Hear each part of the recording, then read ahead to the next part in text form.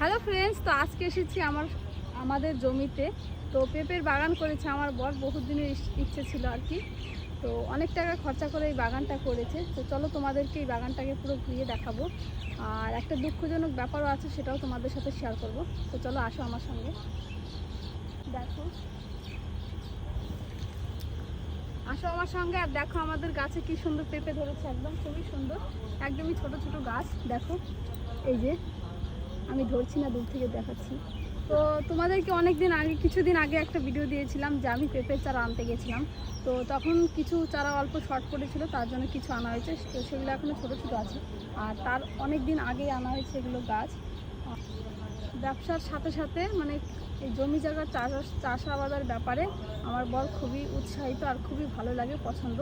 আর তার জন্যই দেখো এত সুন্দর একটা বাগান করেছি। তোমাদের কেমন লাগে অবশ্যই কমেন্টে জানাবে। আসলে তোমাদেরকে আরও অনেক অনেক গাছ দেখাচ্ছি, কত সুন্দর ফুল। হ্যাঁ দেখো একদম সারি সারি গাছ হয়ে আছে।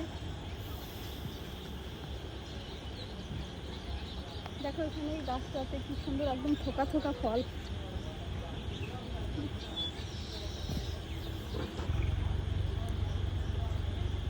কি তোমার কেমন লাগছে এই এত ধন্য মনে হচ্ছে? তুমি খুশি?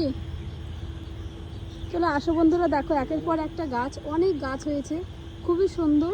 কিন্তু এই যে দেখো এখনো সবটা গাছে ফল আসেনি, কিছু কিছু জনক একটা ব্যাপার আছে, এত বড় বড় গাছ হয়ে মরে যাচ্ছে, খুবই তা দেখে খুবই কষ্ট হচ্ছে। আসো তোমাদেরকে দেখা, এত বড় একটা গাছ দেখো, এত বড় বড় একটা ফল ধরেছে, তবুও সেই গাছটা আর কি বিশাল একটা ক্ষতি হয়ে গেল। দেখে একদম খুবই মনটা ভেঙে যাচ্ছে, খুব খারাপ লাগছে।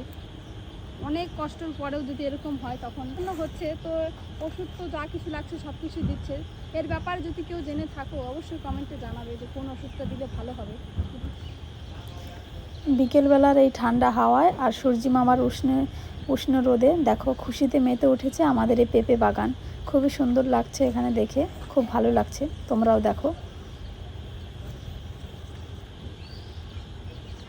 বন্ধুরা আকাশটা একদমই শান্তজনক হয়ে গেল, অন্ধকার হয়ে এসেছে। আর এখন দেখো অনেকই বৃষ্টি পড়ছে, আর ভিডিও করা হলো না। তো নেক্সট টাইমে আমি তোমাদেরকে পরবর্তী ভিডিওতে অনেক কিছু দেখাবো আর ওই বাগানের ব্যাপারে, ঠিক আছে? তো ভিডিও কেমন লাগলো অবশ্যই কমেন্টে জানাবে। দেখো খুবই ভালো লাগলো।